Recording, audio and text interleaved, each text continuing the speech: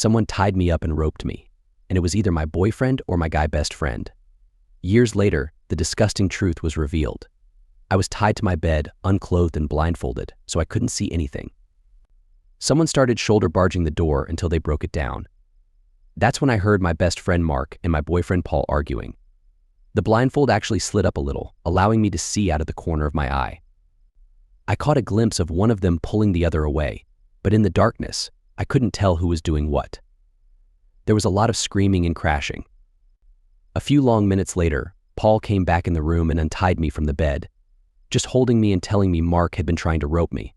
I wanted to file a police report, but Paul convinced me not to since he had gotten there in time and there was no intercourse.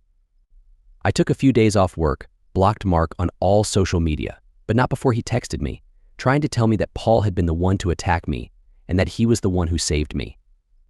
I didn't believe him because it had been Paul who came in and untied me, and if Paul had been trying to hurt me, why would he do that? Plus, we were dating, and it just didn't make any sense to me. So I thought Mark had just snapped. I ended up quitting the company before my time off ended because I had been starting to look at advancement in my career and moving on, so I just decided that was my sign and tried to run away from it all. Paul and I kept dating for about 6 months after that until I caught him cheating on me with a lady from his office. Maybe this should have been a red flag to me, but I had been trying to distance myself from what had happened, and then life just went on. I got comfortable in my new job, stayed away from getting too friendly with anyone from work, and have never had a close guy friend again. Occasionally, I'd see Mark at the grocery store or around town. This all occurred 5 long years ago. The trauma definitely left an impact on me, but I thought I was mostly over what had happened.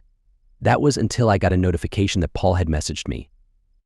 I thought this was odd because I had blocked him, but I opened the message up anyway out of curiosity. I read the message and went into shock. How was this possible? My whole life has been a lie. According to Paul's message, he is an alcoholic and has been for years, even back when we first started dating. He pretty much was always drinking something or looking for an excuse. He got fired from his job for showing up to work drunk and assaulting the receptionist by trying to force his tongue down her throat in the front lobby. He was in court-mandated AA, and as part of his recovery, he was trying to make amends with anyone he had wronged because of his habit. Finally, Mark never tried to rope me, it was him. He had been jealous of my friendship with Mark and saw an opportunity to get him out of the picture because of how gullible I was. I'm not going to lie, I threw up after reading the whole thing. He had so much detail behind all of it that I just felt sick to my stomach that he not only remembered everything, from how he had secretly put ties on my bed before I even went to sleep once he saw how drunk I was getting, to how he beat the crap out of Mark and threatened to kill him if he went to the cops. I know it's not a healthy reaction, but I've been drinking a bit since all of that message hit my inbox, trying to decide what to do. I know I need to call my therapist to talk about all of this, but my mind keeps going back to Mark and how betrayed he must have felt over it all. I even unblocked him on all my social media. He never blocked me, so his profiles popped back up pretty quickly, and I've been trying to decide if I should message him or not. So I guess my question is, should I message Mark? Update: I went to bed last night after putting the wine away. I looked back over at Paul's texts and realized there was one huge thing I left out.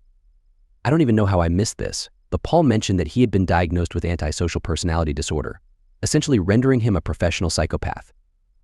This explains so much of his behavior, his manipulation, and his controlling behaviors that I have not touched on much, but ones that definitely occurred throughout our relationship.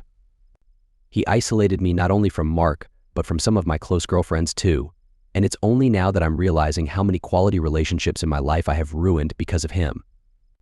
After getting this information as well, I did a lot of reflecting and thought about everything he did to me, including the rope itself. It took a lot of strength to do so, but I eventually decided that the best thing I could do was file a police report. Even if not for myself, if this report can prevent him from taking advantage of someone else, it is without a doubt worth it. On top of this, I spoke with my therapist at length, and she was shocked but extremely helpful in helping me process everything. She spent some time last what should have been the end of our video appointment, looking up the statute of limitation laws in my state. There are none for sex crimes, and while she warned me that my report might just be added to a pile of other charges Paul could possibly have against him, given that he was assigned court-mandated AA. All the same, I filed the report with screenshots of his messages to me, printed and attached. I'm not sure what to expect from that, and at the end of the day, I hope he has an absolutely terrible life. If it goes nowhere now, as for Mark, my therapist was insistent that I at the very least write him something, whether it be a letter to mail him or a message on Facebook. She pointed out that while he knew he was innocent, the thought of someone believing him capable of something monstrous like that could have weighed on him for all this time. And even if his reception of my message wasn't ideal, he deserved at least the closure that this new turn of events could provide. I took a few days writing and rewriting a message in the notepad, and each time I sat down to write it, I felt like I came up short, even though the message just got longer and longer. Again, I didn't think just saying, "Oh, guess what I learned? Paul is an absolute psychopath," last week, surprise would have been super appropriate either, but I wanted to find the right balance. Here's the message I ended up sending him. "Hi, Mark. So this is a bit out of the blue, and I really don't know how to start this, so I'm just going to put it out there. I'm sorry for not listening to you. Paul messaged me last week and revealed everything, and I'm just sorry. This isn't easy to write, and you deserve so much more than just an apology so long after the fact. There's no excuse for me not giving you the benefit of the doubt other than I let myself be stupidly gaslit by a psychopathic maniac." I inserted the screenshot of his confession to me. This is the message he sent me. It even confesses to an assault on you, in the event that you'd like to press charges against him, as I have already filed a police report for what he did to me. If you would like to talk about any of this at all, my inbox is open. If you want to tell me to F off, well, I guess I understand that too. I'm not sure what I expect, really, because this has ripped open a wound I had been trying to heal, and I'm sure this might cause you some distress, but I felt you at the very least deserve to know. I know I probably could have said more, but any time I kept trying to write, I felt like it was just me making excuses.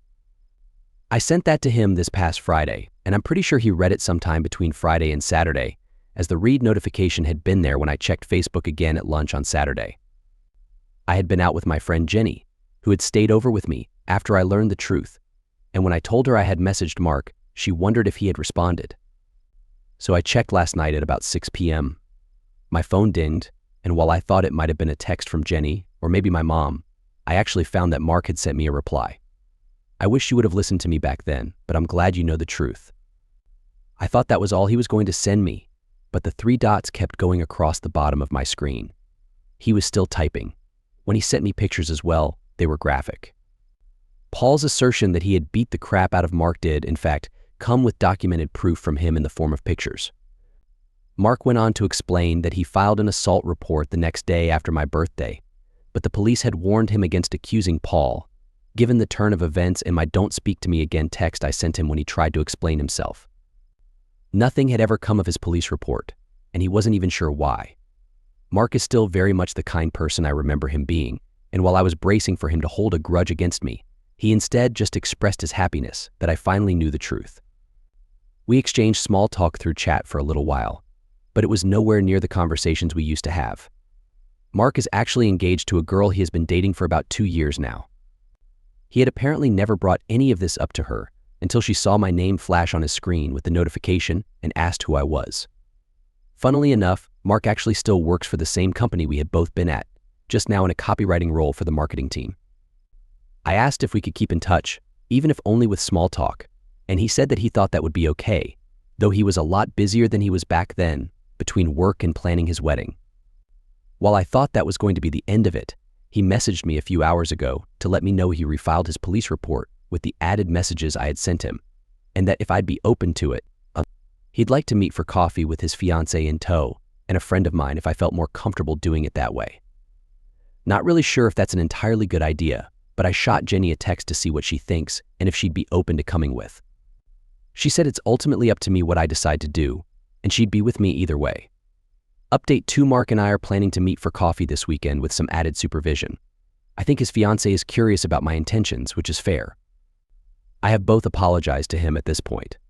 Words cannot stress how forgiving he has been over what has transpired, and though I'm trying not to blame myself for believing the psychopath, it's not as easy as just letting it go. Many other police reports have actually been filed against Paul, and I do hope something comes from it. I know he's in AA, and some have messaged me saying I'm a monster for airing this out when he's trying to better himself, but screw that. The crap he did to me does not get absolved just because he fessed up 5 years after the fact. Update 3: I'm in a state of joy right now. My attacker had a slew of other court dates already when I had filed my case against him, and I had started to lose hope that anything was going to happen since I was reporting an incident from over 5 years ago. But the court system in my state was stupidly overbooked, and I just had to wait for things to take their natural course. Over the last few months, I started to get follow-up calls from an investigator who was apparently going over the details of Paul's case. He was already facing some time in prison over a different assault charge, and the prosecutor was looking to add my report of assault to an overall criminal case against him. But it would require me to submit either a document to be provided as testimony or to act as an in-person witness. Though I had received Paul's message, I hadn't interacted or seen him in person for well over 4 years, and my therapist suggested I might get some closure over testifying against him in court. This finally happened last week. It was hard, and I won't lie, I cried while I was on the stand, but it felt good. The years hadn't been kind to Paul, and while he certainly looked remorseful sitting in the courtroom, I could give two craps about how this was going to affect him. I left after that and found out just this morning that between his various cases, he's going to prison. I'm not sure how long, but I also know he is being added to the sex offender database, which is another win as far as I'm concerned. Other than that, life has been going pretty well. I've decided to throw myself into some new hobbies, another suggestion by my therapist, and have overall tried to just become the best version of myself possible. My old friend Mark, who had taken the blame for Paul's actions for so long, got married in the middle of last year, and while he and his fiancée had offered me an invitation, I didn't feel like it was my place to attend. We hadn't been in contact for so long, and I didn't want to have anyone asking me questions about why I was there when I didn't really have any other friends attending the event. We message every so often, but he's got his own life, and it's not my place to intrude on that. I'm just happy that Paul never got to derail his life in any huge way outside of the obvious.